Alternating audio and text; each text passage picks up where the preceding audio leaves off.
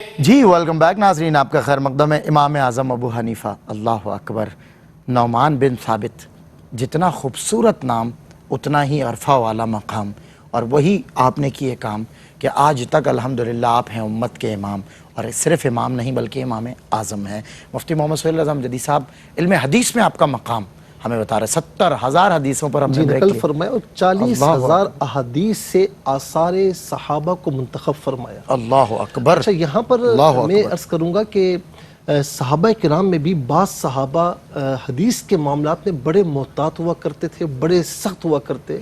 سیدنا صدیق اکبر رضی اللہ تعالیٰ عنہ، فاروق اعظم رضی اللہ تعالیٰ عنہ، اور حضرت عبداللہ ابن مسعود رضی اللہ تعالیٰ عنہ، بڑی سخت شرائط تھیں۔ تو امام اعظم ابو حنیفہ رحمۃ اللہ تعالیٰ علیہ، جرح ہو یا تعدیل ہو یا اس میں ایک شان جسے کہتے ہیں شان نزول کہتے ہیں، یا اس حوالے سے یا راویوں کے حوالے سے، اسناد کے حوالے سے اس معاملے میں بہت زیادہ محتاط رہا کرتے تھے۔ اور اسی طریقے سے آپ یہ دیکھیں کہ امام اعظم ابو حنیفہ رحمۃ اللہ تعالیٰ علیہ، وہ بڑی ایک حدیث ہے کہ عرب میں یہ ہوتا تھا کہ بکری کے تھن میں جب دودھ جمع ہو جاتا تو وہ کیا کرتے کہ دودھ دھوتے نہیں تھے، اور جب وہ مارکیٹ میں بیچنے کے لیے آتے تو خریدار دیکھتا کہتا یار یہ تو بڑی دودھ دینے والی ہے، تو زیادہ قیمت دے کر اسے خرید لیتا۔ اب خریدنے کے بعد جب گھر پر آتا، دودھ استعمال کرتا، اس کے بعد وہ دودھ نہ ہوتا اتنا صحیح۔ تو اب حدیث پاک میں جو ہے وہ یہ ہے کہ وہ بکری اسے واپس کر دے، اور جو دودھ اس نے استعمال کیا ہے اس کے بدلے میں 1 سا کھجور، یعنی تقریباً 4.5 سیر کھجور اس کو دے دے۔ امام اعظم ابو حنیفہ رحمۃ اللہ تعالیٰ علیہ فرماتے ہیں اس حدیث کو قبول نہیں کیا، تو لوگ شور کرتے ہیں حدیث قبول نہیں کی، اللہ ہاں ظاہر، تو اس کی وجہ ہے، ریزن ہے، آپ بڑے محتاط ہیں۔ وہ فرماتے ہیں کہ یہ ایک تو خبر واحد ہے، صحیح، اور خبر واحد قرآن سے اگر ہٹ کر ہو تو اسے ہم قبول نہیں کرتے۔ قرآن میں ہے فَمَنِ اعْتَدَىٰ مِنْكُمْ فَاعْتَدُوا عَلَيْهِ بِمِثْلِ مَا اعْتَدَىٰ عَلَيْكُمْ، جس نے جتنا کیا ہے اتنا ادا کرے۔ تو کہا کہ یہ کس نے کہا، اگر اس نے دودھ استعمال کیا ہے، کتنا کیا ہے کتنا نہیں کیا، تو اس کا عوض 1 سا جو ہے وہ کھجور نہیں بنتی، تو یہ قرآن کے صریح مخالف ہے۔ دوسرا یہ کہا کہ یہ حدیث مشہورہ کے بھی مخالف ہے، الغلۃ بالزمان فرمایا، تو کہا کہ اس لیے ہم اس حدیث کو قبول نہیں فرماتے کرتے۔ اسی طریقے سے اور احادیث کریمہ بھی ہیں۔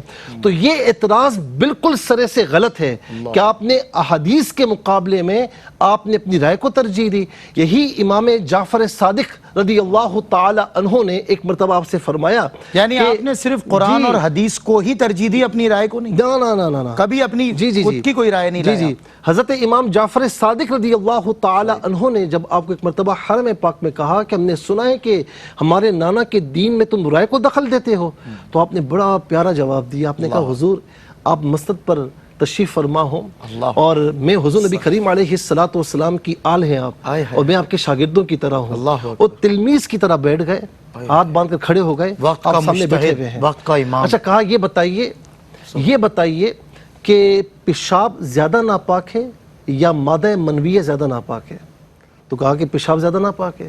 تو کہا کہ اگر میں رائے کو دخل دیتا تو پیشاب کرنے پر میں حکم دیتا کہ غسل فرض کیا جائے، میں تو ایسا نہیں کرتا، میں تو آپ کی نانا کی حدیث پر عمل کرتا ہوں۔ یہ بتائیے کہ مرد زیادہ طاقتور ہے یا عورت؟ کمزور کون ہے ان میں؟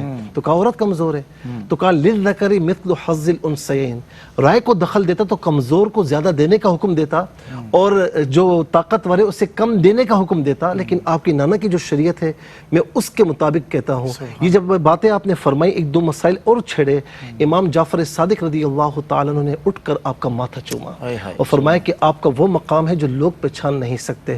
اور میں یہاں پر یہ بات عرض کروں گا کہ امام بخاری علیہ رحمہ نے اپنی بخاری میں ثلاثیات کا ذکر کیا، اور 22 ثلاثیات کہتے ہیں کہ امام بخاری اور حضور نبی کریم علیہ السلام کے درمیان 3 واسطے ہوں، ٹھیک ہے؟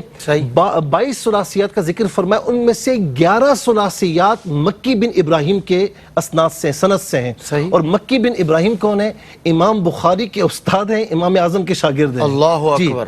اچھا، اسی طریقے سے ثنائیات کہ حضور نبی کریم علیہ السلام اور راوی کے درمیان دو واسطے ہوں. صحیح. موطا امام مالک میں ثنائیات ہیں, لیکن اگر وحدانیات دیکھا جائے کہ جس میں راوی میں اور حضور علیہ السلام کے درمیان صرف ایک واسطہ ہو, اگر ایسی وحدان کہیں حدیث پائی جاتی ہے تو امام اعظم ابو حنیفہ رحمۃ اللہ تعالی علیہ نے بیان فرمائیے. اور میں آپ کو عرض کروں کہ صحاح ستہ میں جتنی بھی احادیث ہیں ان کی اسناد پر آپ دیکھیں, اسناد کی طرف نگاہ اٹھائیں تو یہ پوری کی پوری صحاح ستہ اگر راوی دیکھیں, اسناد دیکھیں تو امام اعظم ابو حنیفہ رحمۃ اللہ تعالی علیہ کے آپ کو شاگرد جگہ جگہ پر نظر آئیں گے. اللہ اکبر, اللہ اکبر, کیا بات ہے مفتی صاحب.